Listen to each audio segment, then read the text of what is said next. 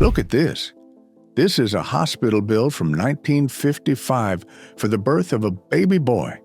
3 days in the hospital. Doctors, nurses, food. The total? $48.50. Adjusted for inflation, that is about $550 today. Now look at the bill for that same baby born in 2025. $32,000. We are paying 60 times more for the same biological event. We are told it's because of better technology.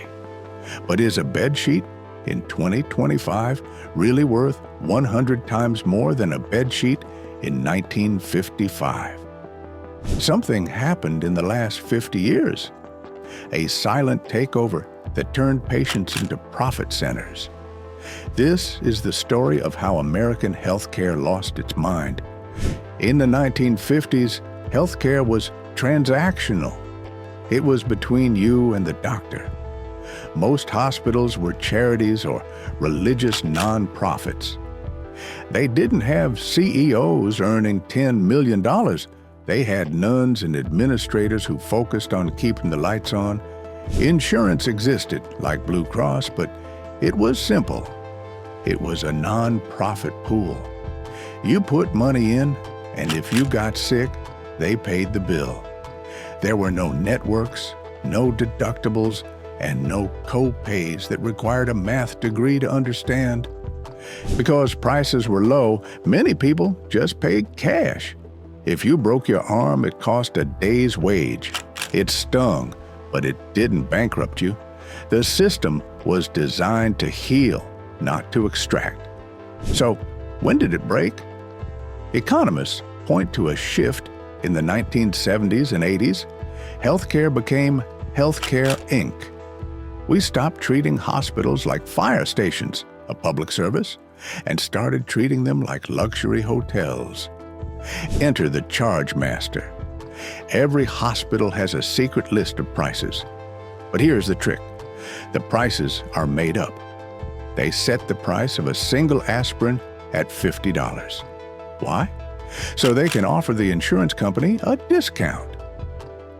We will give you 80% off, the hospital says, so the insurance pays $10. But if you walk in without insurance, you owe the full $50. This game of fake prices created a spiral. Hospitals raised prices to offset insurance cuts. Insurance raised premiums to pay hospitals.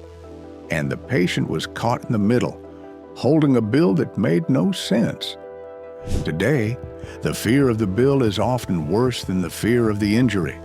Americans routinely refuse ambulance rides because they can't afford the $3,000 fee for a 10-minute drive. We have the best technology in the world. We can cure cancers that used to be death sentences. But what good is a cure if it costs your house? Medical debt is now the #1 cause of personal bankruptcy in the United States. Not bad spending, not gambling, getting sick. In 1950, getting sick was a misfortune. In 2025, it is a financial death sentence. We are told we pay more because we get more. And yes, MRI machines are expensive. But ask yourself, did the cost of a bandage go up by 1,000% because of technology or because of greed? I want to hear from the generation that remembers the old way. If you had a baby or a surgery before 1980, tell us in the comments. How much was the bill? And did you have to sell your house to pay it? Share your history below because the younger generation doesn't believe it was ever possible.